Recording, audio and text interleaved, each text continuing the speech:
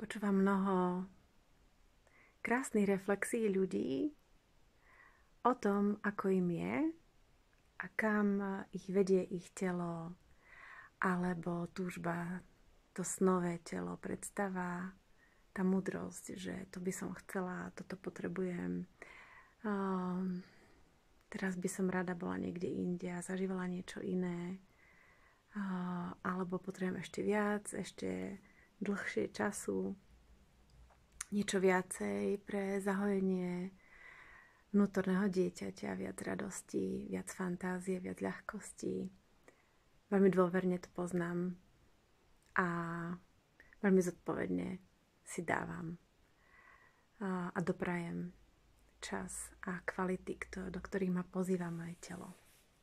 Do tepla teraz touto jeseňou, do odpočinku, do všetkého nežného, ktoré ako keby doplňa to hlboké a ťaživejšie a bolestné, čo sa zároveň teraz jeseňou vynára. Pretože pointa toho, čo chcem povedať, je, že v tých volaniach my môžeme vlastne vnímať, ako sa naozaj hlboko máme. Že keď ma to pozýva do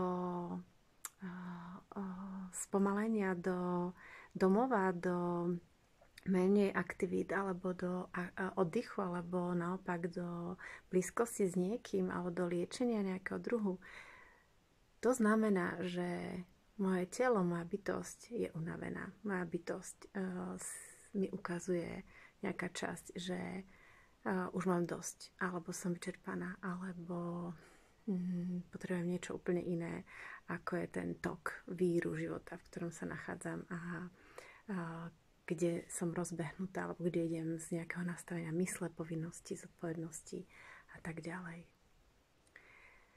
Takže počúvať a vnímať je veľmi krásne, keď to premeníme na veľmi hlbokú a láskavú správu duše, tela, celej našej bytosti k pozvaniu si to dať. Aj keď to nie je teraz hneď, tak si to zapamätať, mať k tomu ako keby úctu a nasledovať to, urobiť to pre seba, zažiť to, keď bude možné. Tak majte krásny